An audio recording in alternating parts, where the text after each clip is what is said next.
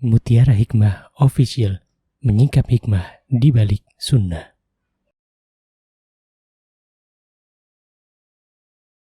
Salurkan donasi terbaik Anda untuk mendukung dakwah Mutiara Hikmah Official.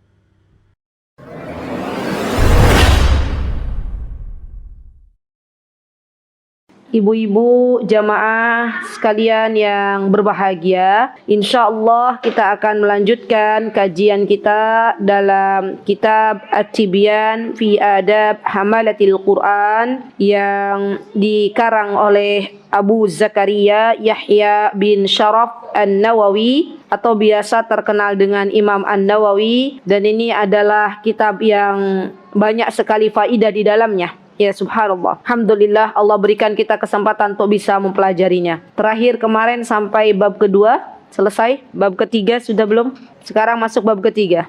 Baik, saya mulai. Bismillah, al-babus salis. Qala al-muallif rahimahullahu ta'ala. Berkata muallif Imam Nawawi rahimahullahu ta'ala fi ikram ahli al-Quran wan nahyi an idzaihim.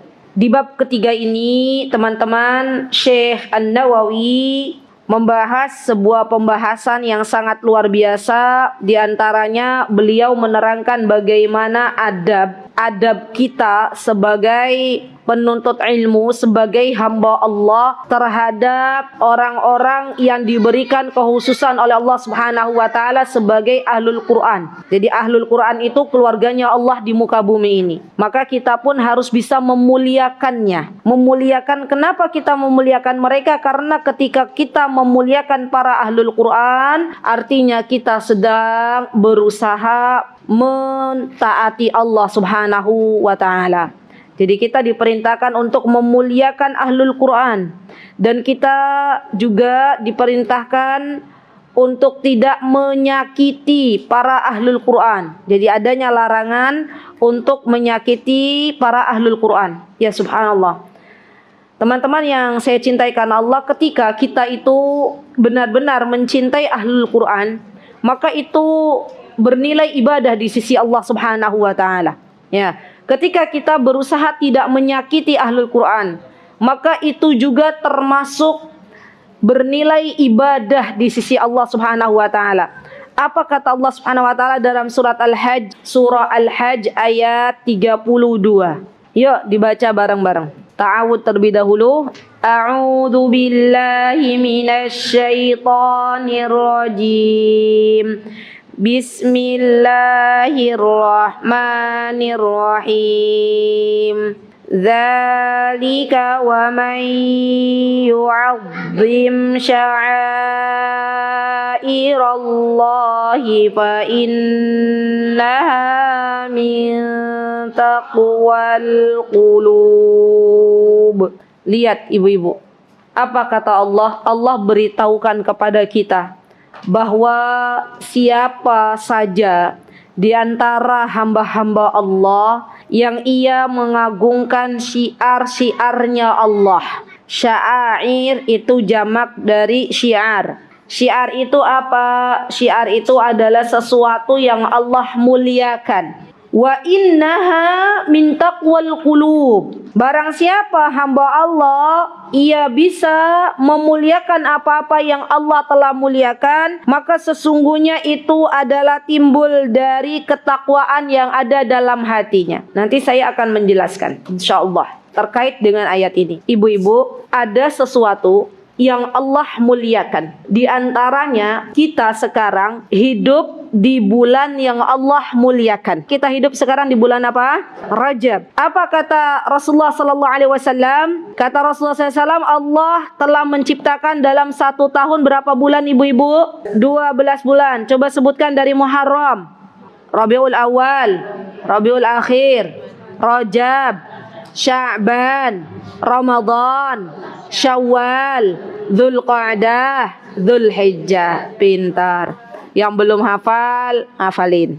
Nggak apa-apa, ini kan bagian dari agama kita ya. yaitu bulan-bulan Hijriah. Nah, di bulan-bulan Hijriah itu ibu-ibu ini loh, nanti alhamdulillah kita langsung bisa mempraktekkan dengan ayat ini. Subhanallah, Allah berikan kita kesempatan untuk praktek. Nah, dalam 12 bulan ini ada 4 bulan yang Allah muliakan, termasuk syiarnya Allah Subhanahu wa taala. Allah yang berkata bahwa di antara 12 bulan ini diberitahu oleh Rasulullah SAW, dan apa yang diberitahu oleh Rasulullah SAW adalah wahyu dari Allah. Maka ada 4 bulan yang Allah muliakan. Di antaranya 3 bulan berturut-turut, yaitu bulan Dzulqa'dah, bulan Dzulhijjah, dan bulan Muharram. Dan itu nanti ditemui insyaallah biidznillah ta'ala setelah bulan Syawal. Karena habis bulan Syawal apa? Bulan Dzulqa'dah, Dzulhijjah, baru Muharram. Nah, sekarang 1 bulan lagi, kalau tadi kan berurutan Dzulqa'dah, Dzulhijjah, Muharram. 1 bulan lagi adalah bulan sekarang nih, bulan Rajab, bulan yang kita hidup di dalamnya. Subhanallah. Nah, apa kata Rasulullah SAW? Barang siapa yang dia berjumpa dengan bulan Rajab, maka hendaklah ia muliakan bulan Rajab ini. Ya. Dan kita tahu Syekh Utsaimin rahimahullah pernah mengatakan, barang siapa yang Allah berikan kehidupan di dalam bulan-bulan yang Allah muliakan seperti bulan Rajab, bulan Ramadan, bulan Muharram, bulan Dzulhijjah, bulan Dzulqa'dah, maka kata Syekh Utsaimin hendaklah dia bersyukur kepada Allah. Artinya dia diberikan kesempatan untuk memperbanyak amal salih. Dan kita tahu apa kata baginda Nabi kita Muhammad sallallahu alaihi wasallam, kata beliau, barang siapa yang dia hidup di bulan Rajab dan melakukan amal salih, maka amal salihnya dilipat gandakan oleh Allah Subhanahu wa taala dalam pahalanya. Subhanallah. Jadi ibu-ibu nih datang, alhamdulillah, ya Masya Allah, ini adalah sebuah keberuntungan, sebuah kebahagiaan manakala bisa datang di majlis ilmu pada bulan Rajab. Karena beda pahalanya antara ibu-ibu datang di majlis ilmu pada bulan Rajab dan di bulan-bulan lainnya. Ya, nanti bulan depan sudah bulan Sya'ban, ya kan? Nanti kita berjumpa lagi insyaallah di bulan apa? Bulan Sya'ban. Wallahu taala alam. Nanti kita lihat bersama apakah saya nanti bisa mengisi atau sudah tindak ke sana, ya. Mudah-mudahan bisa mengisi nanti. Tapi nanti beda antara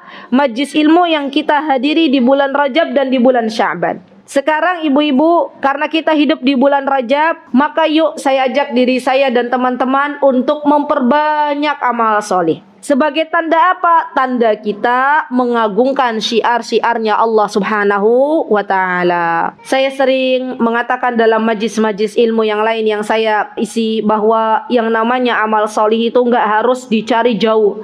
Saya mau nyari amal solih misalnya harus bepergian jauh. Enggak harus. Apa yang ada di rumah kita, apa yang Allah berikan kesempatan untuk kita sekarang, kita benar-benar fokus untuk mengamalkannya. Ibu-ibu pagi hari baru bangun dari tidur, ibu-ibu baca doa, itu sudah amal soleh. Ibu-ibu masuk kamar mandi menggunakan atau mendahulukan kaki kiri, itu sudah amal soleh. Membaca doa sebelum masuk kamar mandi itu sebuah amal soleh. Ibu-ibu makan pakai tangan kanan, itu sebuah amal soleh. Minum pakai tangan kanan juga amal soleh. Gampang, ya.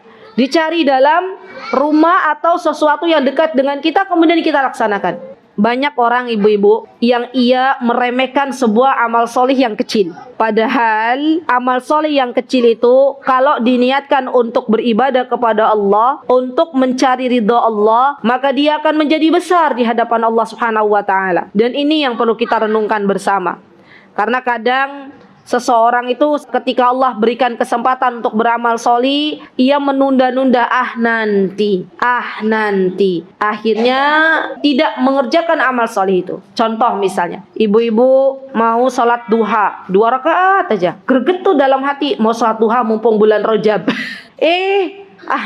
Nanti juga ini baru paling jam 7 misalnya. Nantilah kalau pas mau ke Jogokarian sekitar 7:30 baru mau sholat duha. Bilangnya nanti. Pas 7:30 suaminya sudah manggil, Bu, gitu ya. Repot di dapur sampai di sini nggak sholat duha. Nah, itu kira-kira sayang apa mboten, Bu? Sayang.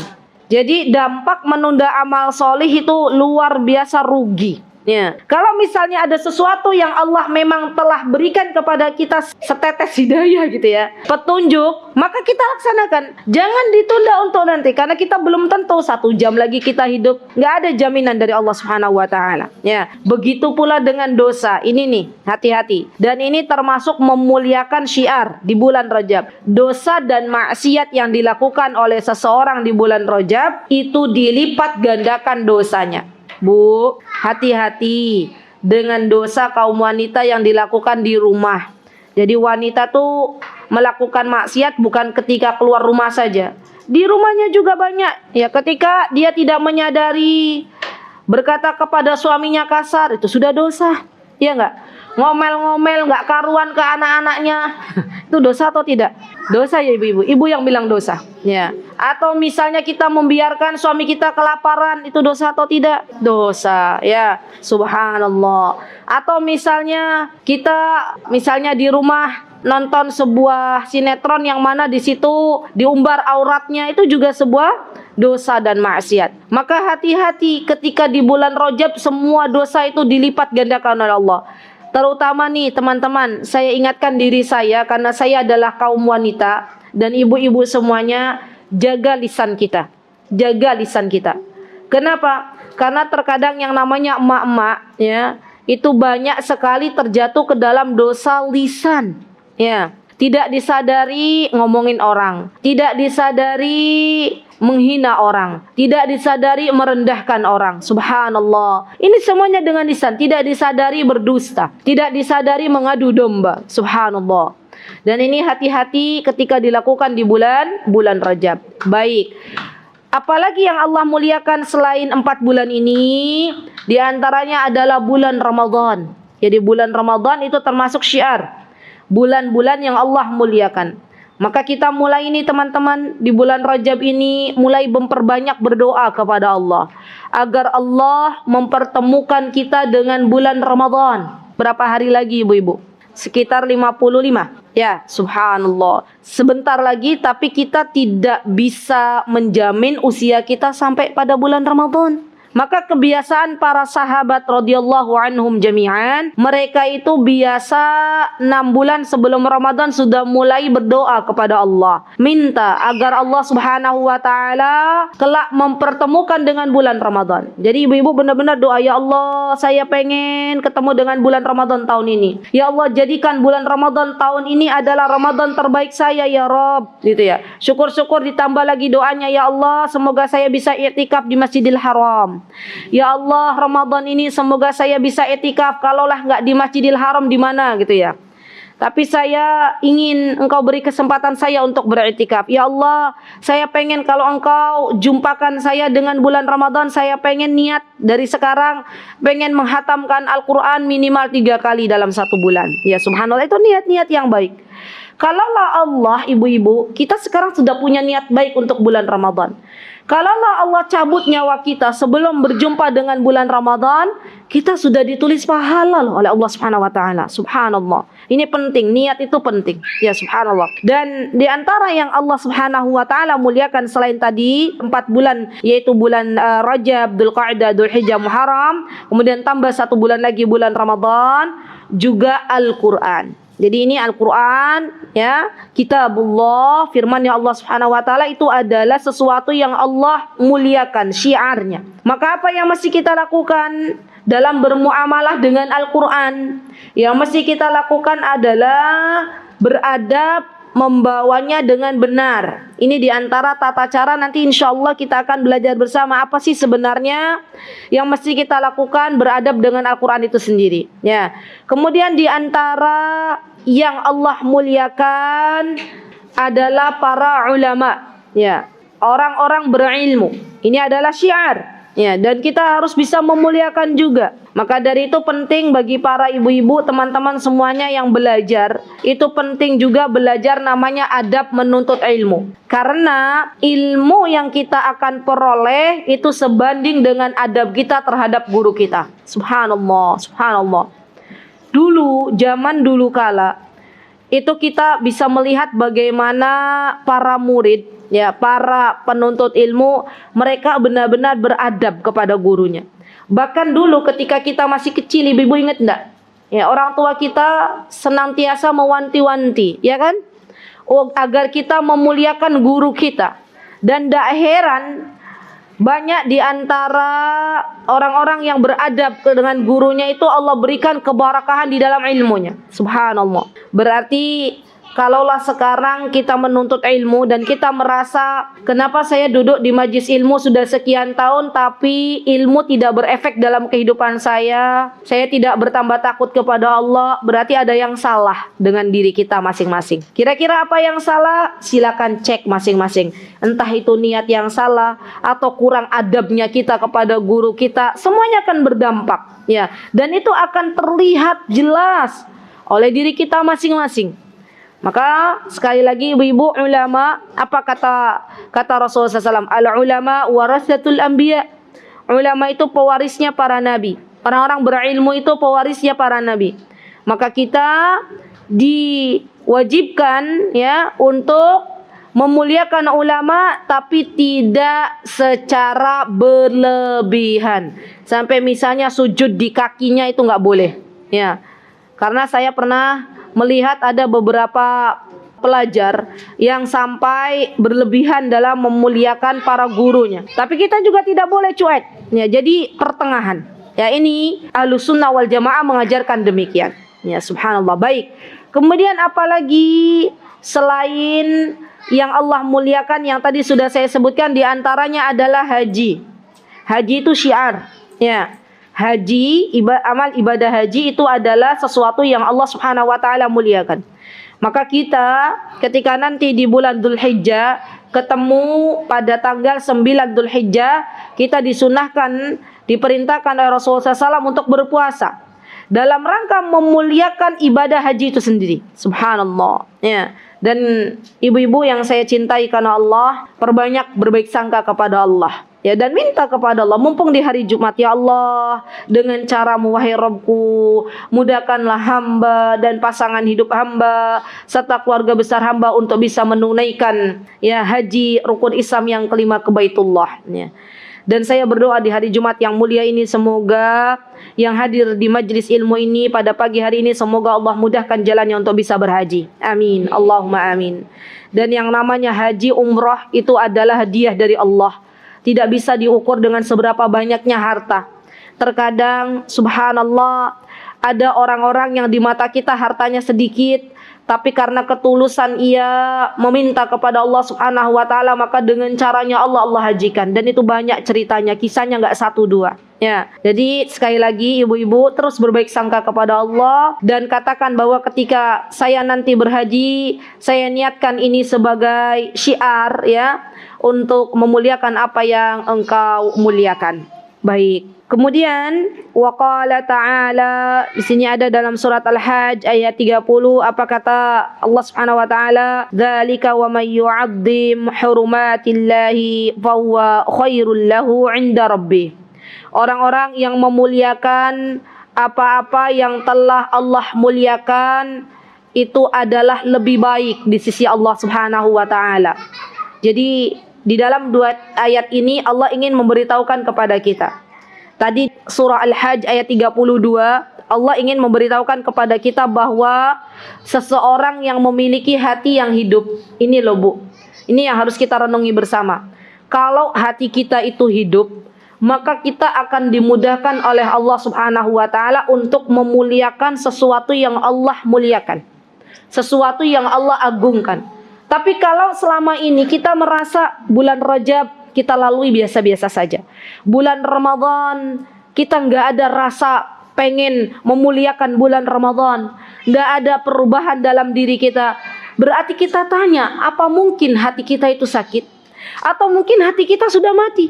Karena orang-orang yang bisa memuliakan apa-apa yang Allah muliakan, kata Allah Subhanahu wa taala, itu muncul dari ketakwaan yang ada dalam hati.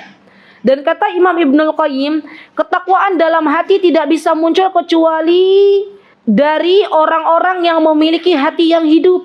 Ya.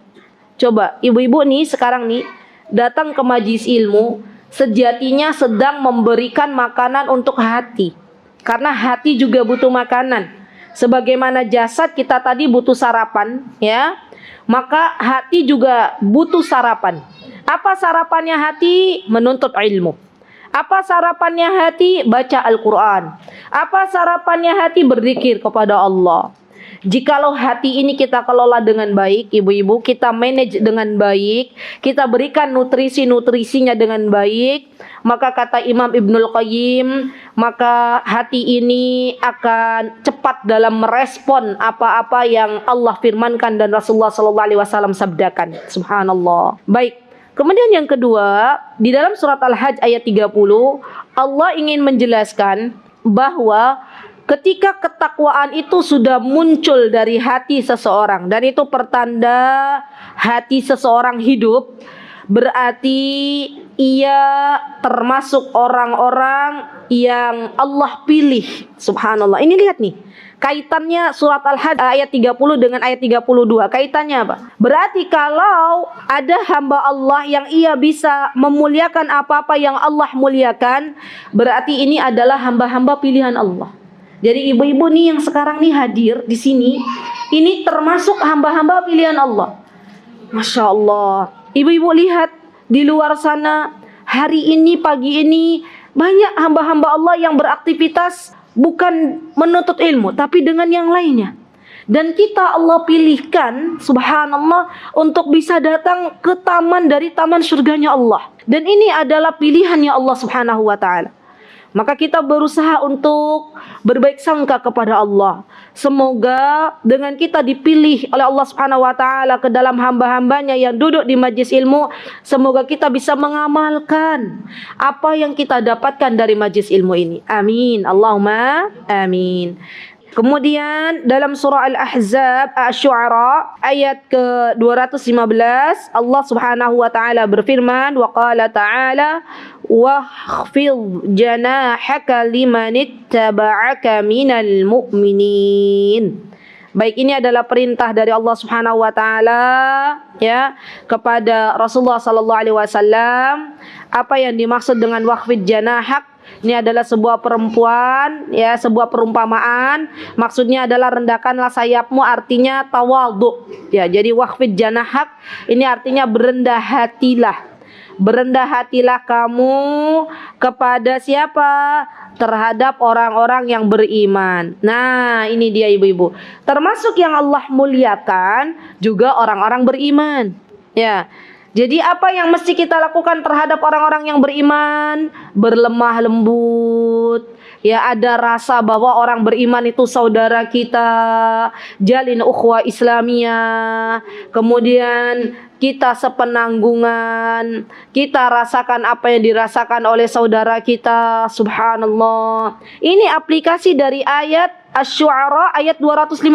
Termasuk di dalamnya tadi saya sudah katakan ibu-ibu, kalau kita punya buku tolong tengok kanan kiri, barangkali ada saudara kita yang belum punya buku, kita tawarkan yuk bareng-bareng. Itu termasuk perbuatan-perbuatan yang menandakan kita mencintai saudara kita. Ya, kalau ada saudara kita mau ke majlis ilmu, belum punya kerudung untuk bisa ia kenakan, kita beri. Subhanallah. Ya, kita peduli kepada saudara-saudara kita. Kalau saudara kita butuh bantuan, kita beri. Masya Allah. Itu semuanya dalam rangka kita mengamalkan firman Allah Subhanahu wa taala surat Asy-Syu'ara ayat 215. Baik, kemudian Allah Subhanahu wa taala berfirman dalam surah Al-Ahzab ayat 58. Apa kata Allah Subhanahu wa taala? Walladzina yu'dzunal mu'minina wal mu'minati bighairi maktasabu faqad ihtamalu buhtanan wa itsman mubina. Lihat teman-teman, ini pelajaran penting bagi kita. Apa kata Allah Subhanahu wa taala? Dan orang-orang yu'zun yang menyakiti. Menyakiti siapa? Menyakiti orang-orang beriman dari kalangan laki-laki, al-mu'minin wal mu'minat, dan menyakiti orang-orang beriman dari kalangan wanita, berarti mukmin dan mukminah. Bighairi maktasabu. Subhanallah. Apa bighairi maktasabu? Tanpa orang-orang beriman ini berbuat kesalahan. Gak ada, dia gak ngapa-ngapain. Dia cuman menyampaikan kajian, dia cuman menyampaikan ilmu, dia hanya menasehati seseorang, ternyata disakiti. Subhanallah. Maka apa yang dilakukan? Apa kata Allah Subhanahu wa taala? Faqad tahmalu buhtana wa itsman mubina. Sesungguhnya orang-orang yang menyakiti orang-orang beriman, baik dari kalangan laki-laki dan wanita, sedangkan mereka tidak memiliki kesalahan apa-apa, tidak melanggar aturan, maka sesungguhnya dia telah memikul kebohongan dan dosa yang nyata. Bu, saya ingatkan sekali lagi bahwa kita itu hidup di zaman semua kita punya kesempatan untuk bisa menulis di media sosial, iya atau tidak? Ya. Kita hidup di zaman semua kita bisa berkata apa yang ingin kita ucapkan. Nggih napa mboten, Bu? Nggih. Tapi hati-hati.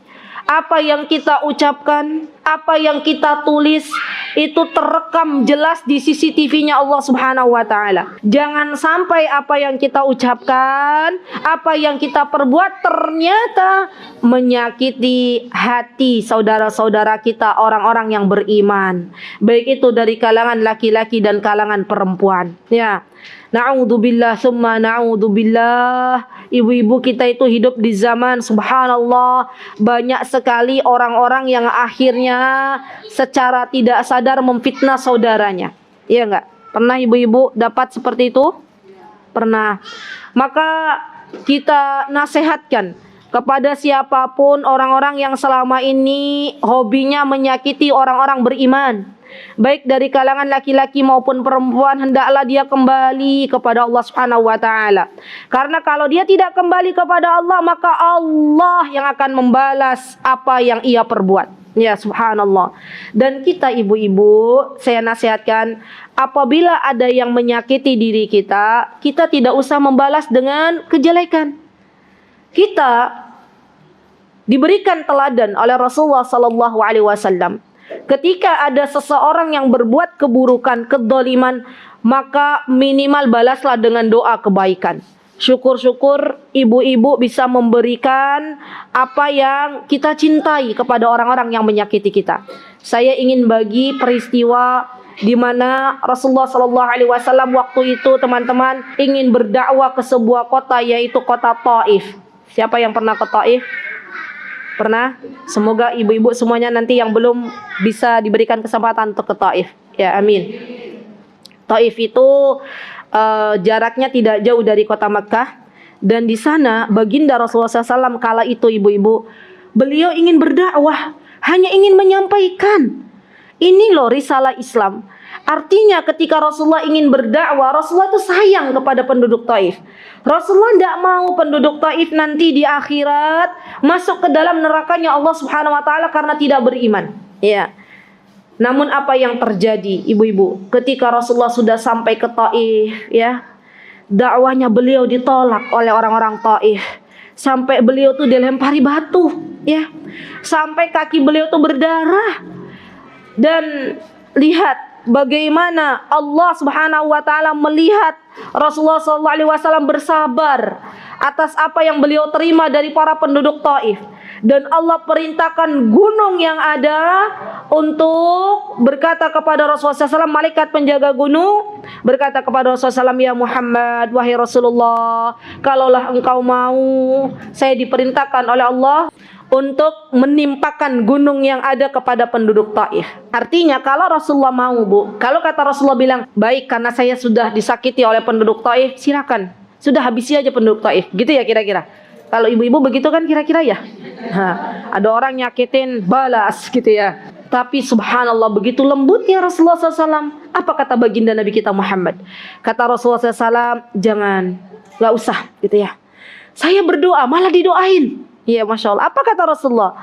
Saya berdoa semoga suatu hari kelak ada dari keturunan orang-orang Taif itu yang mentauhidkan Allah. Subhanallah.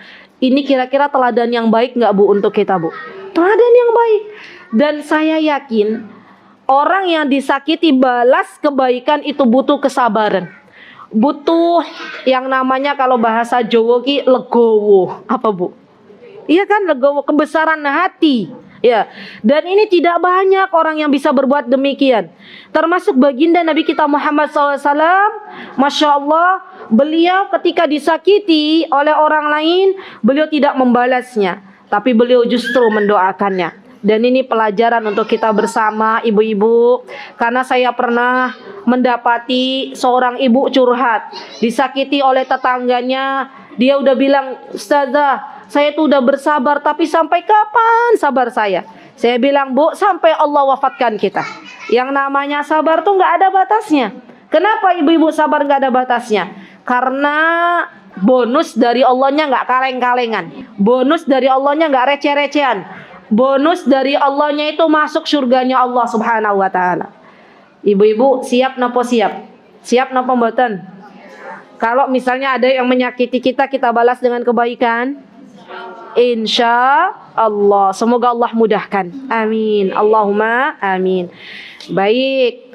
Kalau ada yang bilang, "Ustazah, tapi gimana dong? Kan dia udah menyakiti saya. Siapa yang mau membalas?" Tenang. Kita itu, Bu, melakukan kebaikan, pasti Allah akan balas. Walaupun bukan dari fulanah yang kita berbuat baik kepadanya, Allah datangkan dari jalur lain.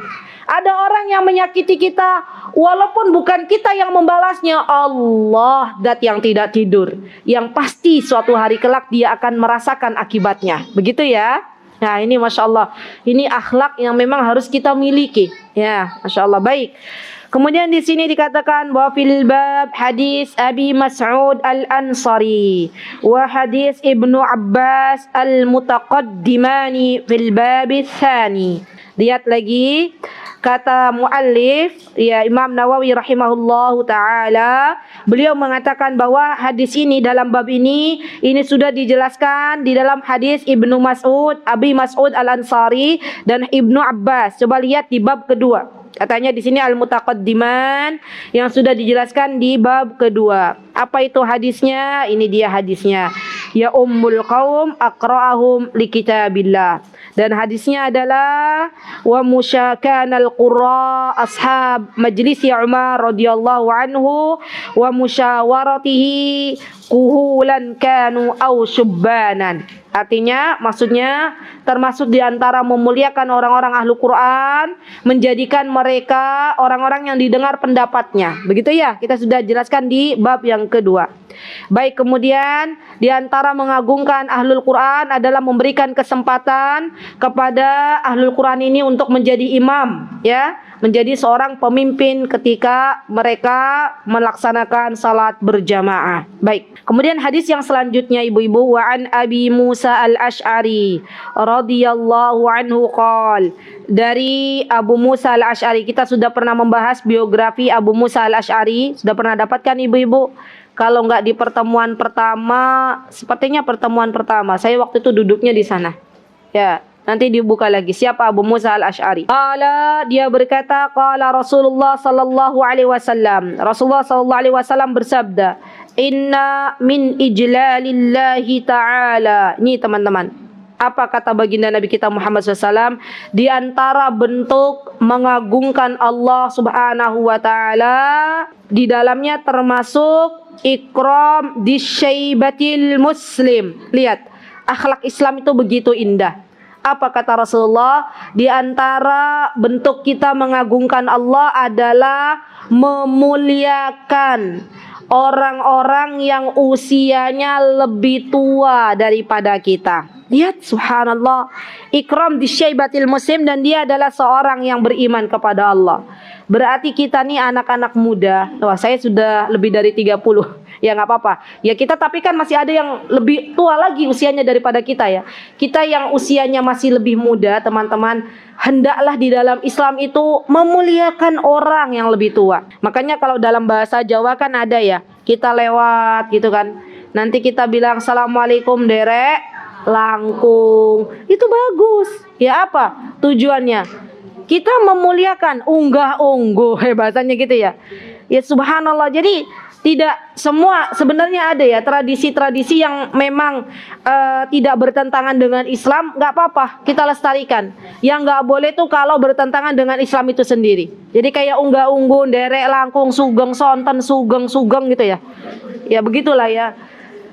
Itu enggak apa-apa, kan artinya kita menyapa. Ya dimulai dari assalamualaikum dulu. Jadi assalamualaikum, sugeng sonten, sugeng enjang, sugeng dalu gitu ya Bu ya. Nah, Masya Allah, baik. Jadi saya tuh waktu ini alhamdulillah ibu mertua saya orang Jawa.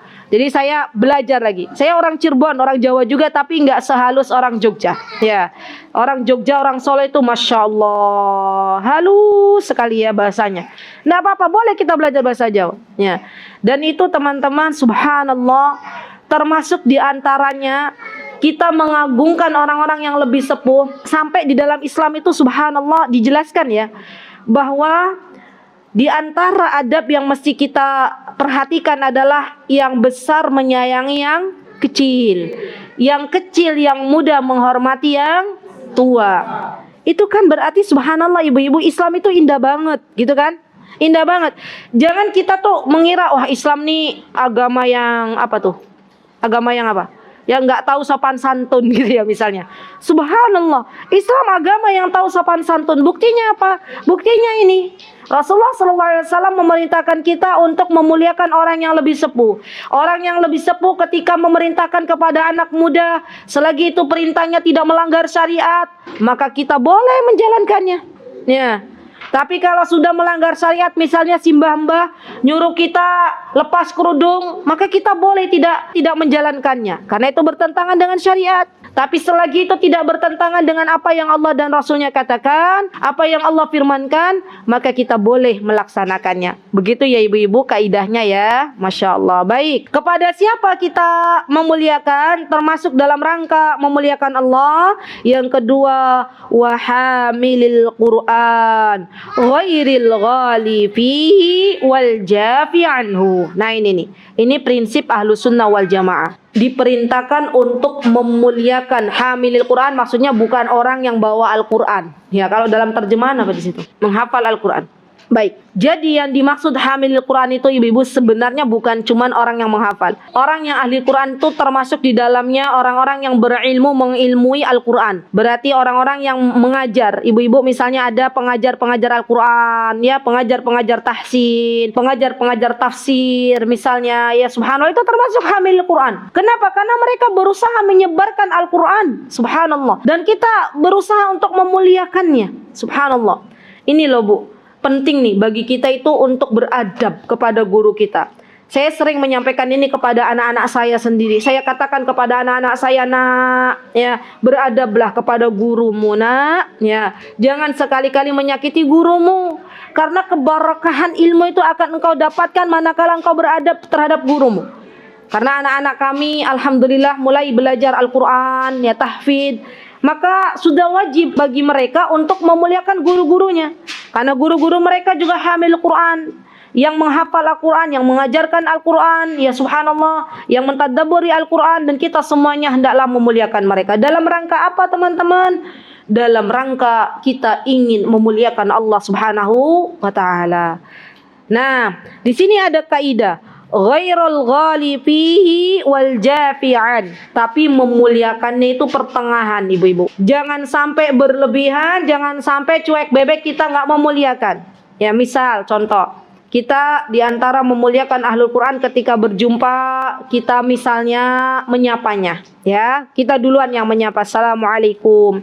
Kita jaga lisan kita untuk tidak mengucapkan kata-kata yang menyakitkan. Itu termasuk memuliakan, masya Allah, ya. Dan diantara yang menyakitkan adalah misalnya, atau kita membiarkan kita ketemu dengan orang berilmu, orang yang Al-Quran kita seakan-akan tidak kenal. Wah, itu namanya jaf itu dia cuek bebek, ya. Kemudian kita menyakiti orang-orang yang berilmu, orang-orang yang ahlul Quran, itu juga termasuk sesuatu yang tidak diperbolehkan. Jadi tengah-tengah, wasat, ya, tengah-tengah.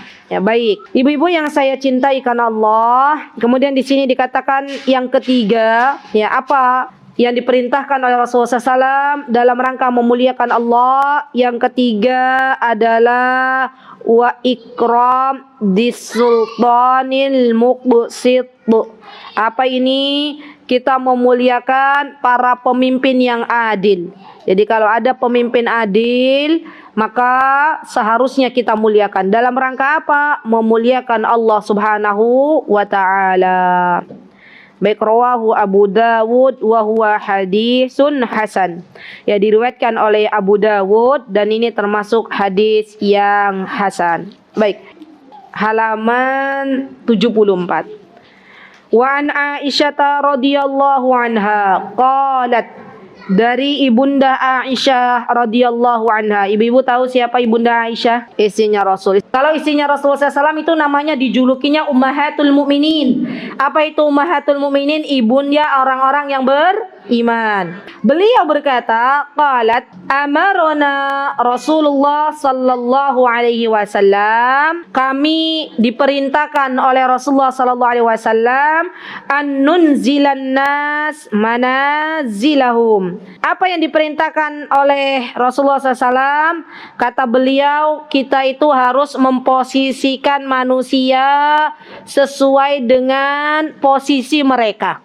Maksudnya kita itu harus tahu, oh ini orang berilmu, kita posisikan beliau sebagai orang yang berilmu. Oh gini, ini adalah guru anak-anak kita, kita posisikan beliau sebagai guru. Oh ini fulana adalah misalnya orang yang lebih sepuh, maka apa yang harus kita lakukan? Memuliakannya. Oh adik kecil, ini adalah usianya lebih muda dari kita, maka apa yang harus kita lakukan? Kita posisikan ia sebagai anak kecil dan kita sayangi. Jadi begitu di dalam Islam. Begitu ya ibu-ibu ya. Jangan terbalik-balik. Kita posisikan orang tua seperti anak kecil, misalnya lansia, jadinya seperti kita itu memerintah, waliyadzubillah. Kita posisikan anak kecil seperti orang tua. Itu namanya kebalik-balik. Jadi benar-benar kita posisikan setiap orang, kita berikan haknya dengan porsi seadil-adilnya. Ketika kita melihat suami kita, maka kita posisikan suami kita harus kita muliakan. Kenapa? Karena Rasulullah SAW yang memerintahkan kepada wanita-wanita, istri-istri salihah untuk hormat, patuh terhadap suaminya. Begitu ya kira-kira ibu-ibu ya. Baik. Rawahu Abu Dawud fi sunanihi wal Bazzar fi musnadihi. Nah ini nih Bu. Jadi di sini ada Sunan Abu Dawud. Diriwayatkan oleh Abu Dawud di dalam sunannya, maksudnya kitabnya beliau. Kitabnya Abu Dawud itu namanya Sunan Abu Dawud, dan Al Bazzar. Al Bazzar di sini ada keterangannya Al Bazzar sahibul musnad birra fi akhirih. Jadi di sini maksudnya Al Bazzar juga punya musnad namanya musnad, atau punya namanya Musnad Al Bazzar. Ya, sama Imam Ahmad juga punya musnad namanya Musnad Imam Ahmad. Wa qala al-Hakim Abu Abdullah fi ulumil hadis huwa hadisun sahih. Baik. Jadi ini ibu-ibu, dalam hadis ini kita memposisikan orang-orang sesuai dengan posisinya, kita berikan haknya, kita tunaikan kewajiban kita. Itu termasuk dari apa-apa yang diperintahkan oleh Nabi kita Muhammad sallallahu alaihi wasallam. Ya, baik. Kemudian wa an Jabir bin Abdullah radhiyallahu anhu. Ini seorang sahabi, Jabir bin Abdullah. Ini adalah seorang sahabi di mana beliau termasuk orang-orang yang banyak meriwayatkan hadis dari Nabi kita Muhammad sallallahu alaihi wasallam. Dan kalau urusan Jabir, kalau sudah disebutkan Jabir, biasanya beliau banyak meriwayatkan hadis untuk kisah-kisah haji Nabi kita Muhammad sallallahu alaihi wasallam. Jadi Jabir biasanya hadisnya diriwayatkan oleh Jabir. Baik, anna Nabiya sallallahu alaihi wasallam, Nabi kita Muhammad sallallahu alaihi wasallam kana yajma'u bainar rajulaini min qatla Uhud. Nah, ini ibu-ibu. Jadi ini peristiwa ketika para syuhada Uhud berkumpul. Sudah banyak yang meninggal dunia kemudian dikumpulkan. Ya. Dan ibu-ibu tahu kapan itu peristiwa peperangan Uhud? Tahun berapa ibu-ibu? 2 Hijriah itu perang Badar, Bu. Ya, kalau perang Uhud tuh tahun 3 Hijriah. Kita emak-emak jangan kalah sama anak-anak. Biasanya kan belajar kan, peperangan ini terjadi pada tahun sekian, pada tahun sekian. Giliran bilang ke emaknya, "Mak, ini ada PR, perang Uhud kapan terjadi?" 2 Hijriah apa ya? Katanya gitu ya. Nanti anaknya jujur. Ya gurunya tanya, "Kapan peperangan Uhud?" 2 Hijriah apa ya? Kata emak saya gitu ya, Masya Allah. Jadi sekarang sudah tahu, alhamdulillah 3 Hijriah. Ibu-ibu, nih ya, saya berdoa, ya Rob, ini enaknya kajian di Jogokarian ini nih karena hari Jumat. Jadi banyak waktu ijabahnya doa. Semoga ibu-ibu nanti yang hadir di sini Allah mudahkan untuk bisa mengunjungi kota Madinah. Dan nanti kalau sudah di Madinah, insya Allah biiznillahi ta'ala, ibu-ibu nanti berkunjung. Berkunjung ke mana? Berkunjung ke Bukit Uhud. Di sana nanti ada pemakaman, dan pemakaman di sana itu pemakaman yang memang Rasulullah SAW makamkan para syuhada Uhud. Di antaranya ada pamannya Rasulullah yang bernama Hamzah radhiyallahu anhu. Nah, ini ceritanya, Bu, ya.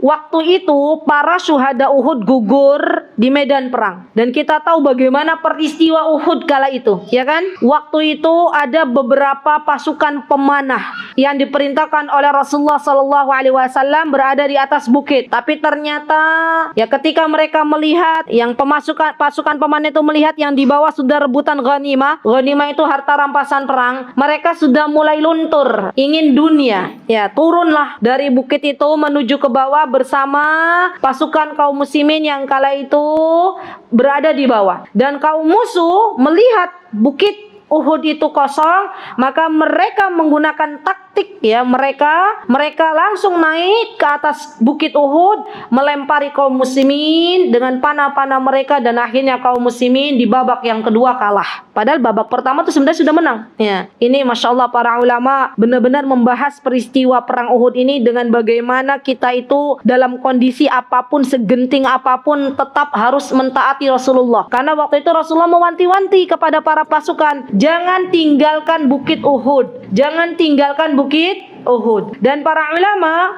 menasihati kepada kita ketika kita berada di dalam kehidupan kita sekarang sedang berjalan, ibu-ibu.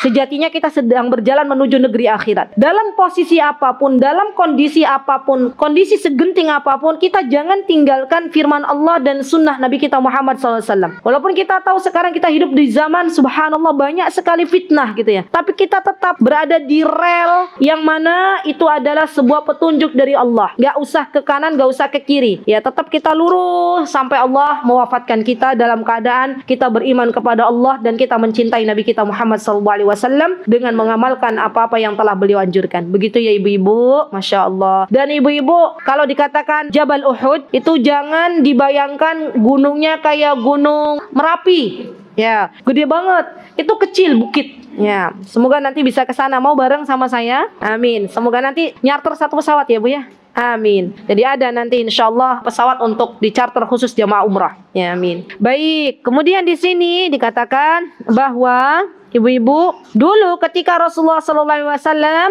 ingin menguburkan para jenazah syuhada Uhud, maka beliau bertanya kepada para sahabatnya. Apa kata beliau? Ayyuhuma aktsaru akhdan lil Quran? Mana yang paling banyak punya hafalan Quran? Ya, siapa di antara syuhada Uhud ini yang paling banyak menghafal Al-Quran? Para sahabat menunjuk. Faida usyira ila ahadihima. Misalnya ada dua orang nih, dua orang mau dikubur bareng karena waktu itu yang syahid banyak. Ya, nah misalnya ini syuhadanya, misal ini snack ya Bu, contoh misalnya Rasulullah tanya mana yang hafalannya paling banyak. Para sahabat misalnya menyebut ini yang hafalannya paling banyak ya Rasulullah. Maka kata Rasulullah SAW, qaddamahu fil lahad, orang yang paling banyak hafalannya dahulukan, dimasukkan. Subhanallah. Tujuannya apa ibu-ibu? Untuk memuliakan. Subhanallah. Sampai subhanallah ya ibu-ibu, kalau kita renungi bersama hadis ini, Rasulullah memuliakan para ahli Quran bukan di masa hidupnya saja, tapi di masa mereka sudah jadi syuhada, sudah jadi jenazah. Rasulullah memuliakan mereka. Caranya apa? Memasukkan terlebih dahulu orang-orang yang punya hafalan banyak. Subhanallah. Lihat ibu-ibu. Jadi kenapa kita harus memuliakan para ahlul Quran? Karena ini mengikuti jejaknya Rasulullah SAW. Jangan sesuatu yang kita remehkan ya semata, tidak. Ini benar-benar sesuatu yang memang benar-benar kita harus kita lakukan, kita perjuangkan untuk memuliakan para ahlul Quran. Kenapa? Karena mengikuti jejak Nabi kita Muhammad sallallahu alaihi wasallam. Baik. Kemudian di sini rawahul Bukhari, disebutkan dalam kitab Bukhari nomor 1343, ya ada di footnote, ada di bawahnya. Kemudian di sini wa an Abi Hurairah radhiyallahu anhu, disebutkan dalam hadis Abu Hurairah an Rasulillah sallallahu alaihi wasallam. Abu Hurairah itu ibu-ibu nama aslinya bukan Abu Hurairah. Nama aslinya adalah Abdurrahman Bapaknya namanya Sakhr alal asah min nahwi 30 qaulan. Berarti ada banyak perdebatan ulama. Ada yang menamakan Abu Hurairah dengan Abdullah misalnya. Ada namanya dengan Ali, ada namanya dengan fulan. Tapi yang paling asah, yang paling rajih, yang paling kuat namanya Abu Hurairah adalah Abdurrahman. Ya, namanya siapa, Bu? Abdurrahman. Nah, beliau yang saya tahu beliau itu aslinya dari Yaman. Ya, subhanallah. Jadi Yaman itu negeri di mana ternyata banyak orang-orang salih di sana, termasuk Abu Hurairah. Beliau dari suku namanya suku Daus. Ya, Daus ini dari Yaman, suku Daus. Dulu pada waktu saudaranya beliau ya dari Bani Daus, dari kabilah Daus, beliau mendatangi Rasulullah SAW, maka kemudian diutuslah kabilah Daus ini untuk berdakwah kepada kaumnya. Termasuk di dalamnya ada Abu Hurairah masuk Islam. Dan Abu Hurairah ini, ibu-ibu, Abdurrahman bin Sakhr ini masuk Islam itu bukan yang awal-awal masuk Islam. Beliau baru masuk Islam pada tahun berapa, ibu-ibu? Tahun ke-7 Hijriah. Ya, bayangkan, tahun 7 Hijriah. Ya, sedangkan Rasulullah SAW wafat pada tahun ke-11 Hijriah. Berarti beliau hanya berjumpa kurang lebih 4 tahun dengan Rasulullah SAW. Tetapi, ada tetapinya. Abu Hurairah ini termasuk orang-orang yang hirs. Hirs itu semangat menuntut ilmu. Subhanallah. Sampai-sampai beliau rela berhijrah dari tanah kelahiran beliau, yaitu Yaman. Siapa ibu-ibu yang tidak sedih meninggalkan tanah kelahiran? Pasti sedih ya. Tidak berjumpa dengan karib kerabat. Begitu kan? Tapi disinilah ujian para penuntut ilmu. Jadi yang namanya menuntut ilmu itu kadang harus rihlah. Rihlah itu maksudnya harus berjalan jauh. Dan ini kebiasaan para ulama. Ya, kebiasaan para ulama, mereka kalau menuntut ilmu itu harus rihlah, ibu-ibu. Harus berjalan dari satu negeri ke negeri berikutnya. Termasuk Abu Hurairah harus meninggalkan tempat tercinta beliau, yaitu negeri Yaman. Dan saya ketika tinggal di Yaman, kami pun betah ya, karena memang orang-orang Yaman tuh orangnya baik-baik banget gitu ya, Masya Allah.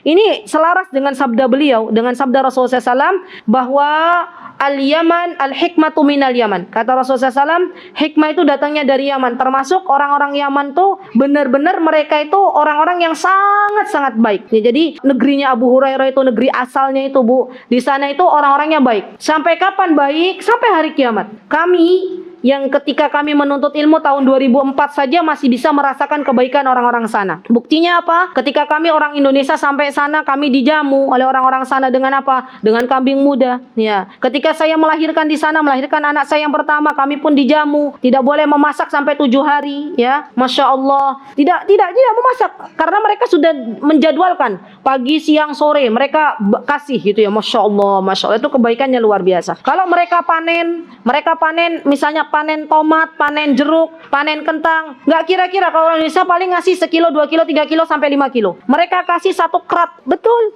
Kami itu benar-benar merasakan kebaikan orang Yaman. Masya Allah. 1 krat mereka kasih ke orang Indonesia. Giliran kita orang Indonesia nih, yang biasanya kita para thalibul ilmi itu biasanya dikasih kurma pakai black kayak kerupuk itu loh, Bu. Ya, kurma itu banyak banget. Dan kita orang Indonesia, namanya juga orang Indonesia. Ya. Kalau makan kurma banyak kan rodondok ya, Bu ya. Makanya biasanya kita barteran. Karena kita sudah dikasih kebaikan oleh orang Yaman, terus kita kasih orang Yaman nih, kurma nih. Biasanya begitu. Masya Allah, kita sebulan aja nggak habis 1 pleng kerupuk itu, Bu. 1 kaleng kerupuk itu. Mereka nggak sampai sepekan udah habis. Masya Allah. Memang orang-orang Yaman tuh hobi banget yang namanya makan kurma. Jadi kurma itu cepat banget. Mungkin kalau kita orang Indonesia suka makan apa tuh, Bu? Yang dia kalau di meja makan habis cepat, itu apa? Hah? Ya udah, gorengannya lah. Gorengannya orang Yaman tuh kurma. Ya, Masya Allah. Betul. Jadi memang subhanallah mereka baik banget. Termasuk Abu Hurairah. Abu Hurairah ini termasuk orang Yaman. Pastinya saya yakin, walaupun saya belum berjumpa dengan Abu Hurairah, saya yakin Abu Hurairah tuh baik banget gitu ya. Dan Abu Hurairah akhirnya, ibu-ibu, meninggalkan kerabat beliau di Yaman, rela untuk menuntut ilmu, dan pastinya yang namanya di negeri orang tidak seenak di negeri sendiri ya, ibu-ibu. Sampai Abu Hurairah tuh akhirnya pernah menjadi ahlus suffah. Apa itu ahlus suffah? Ahlus suffah itu orang-orang yang tinggal di pelataran Masjid Nabawi, karena nggak punya rumah. Kan itu negeri orang. Dan saya pernah merasakan hidup di negeri orang benar-benar beda dengan negeri sendiri, ya kan? Tapi kita yakin Allah Maha baik. Ya, Allah datangkan orang-orang berbuat baik kepada kita. Masya Allah, baik. Nah, Abu Hurairah ini, ibu-ibu nih, coba lihat. Walaupun beliau baru masuk Islam tahun 7 Hijriah, tapi ternyata beliau dikaruniai oleh Allah Subhanahu wa taala dengan banyak sekali keutamaan. Di antaranya beliau meriwayatkan hadis lebih dari 5.674 hadis. Masya Allah. Berarti lebih dari 5.000 ibu-ibu. Lah kita hadis arba'in aja nggak hafal-hafal, ya Bu ya? Ya kan? Itu 5.000 loh, ribuan. Kita ratusan aja, wallahu taala alam. Ya. Ibu-ibu kalau ada perlombaan hafalkan hadis 100 hadis, kita butuh perjuangan enggak? Wah, butuh banget gitu ya. Ini Abu Hurairah loh, 5.674 hadis. Beliau benar-benar meriwayatkan dari baginda Nabi kita Muhammad sallallahu alaihi wasallam. Dan beliau unik nih ibu-ibu ya. Abu Hurairah tuh punya ibu.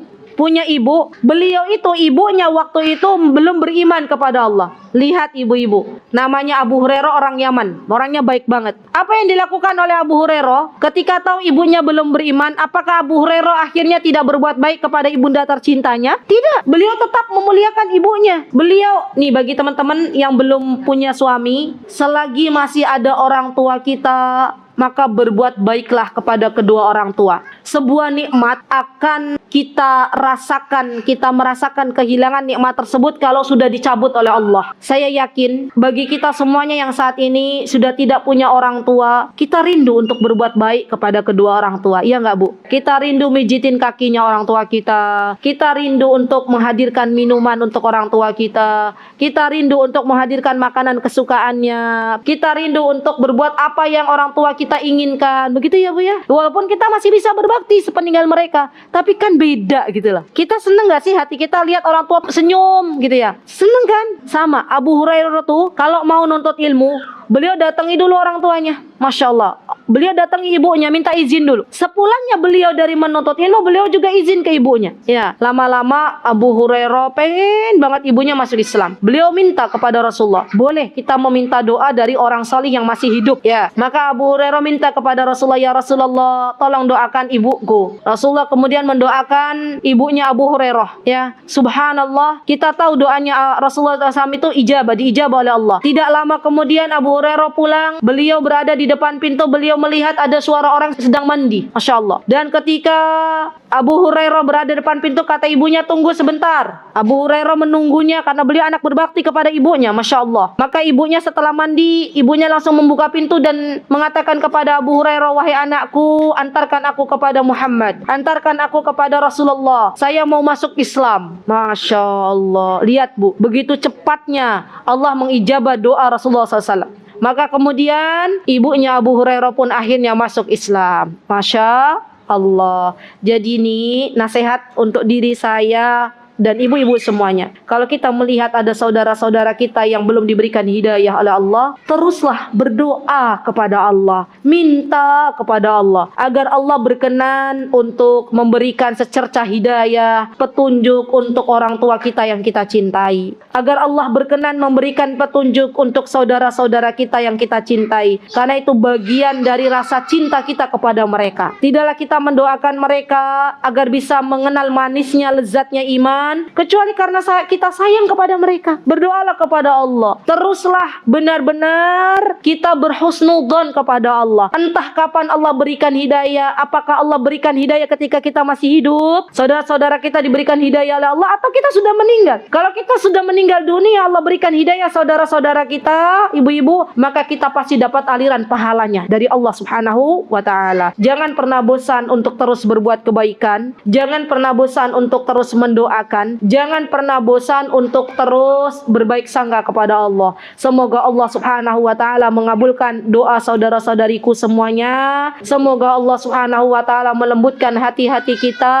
Semoga Allah Subhanahu wa ta'ala mengumpulkan kita kelak nanti di syurganya. Amin Allahumma amin. Itu yang bisa saya sampaikan. Kurang lebihnya saya mohon maaf yang sebesar-besarnya. Jikalau ada kebenaran datangnya dari Allah Subhanahu wa ta'ala, jikalau ada yang salah datangnya dari saya pribadi, saya mohon maaf yang sebesar-besarnya. Aqulu qouli hadza wa astaghfirullah li wa lakum wa akhiru da'wana alhamdulillahi rabbil alamin. Wassalamualaikum warahmatullahi wabarakatuh. Mutiara Hikmah Official, menyingkap hikmah di balik sunnah.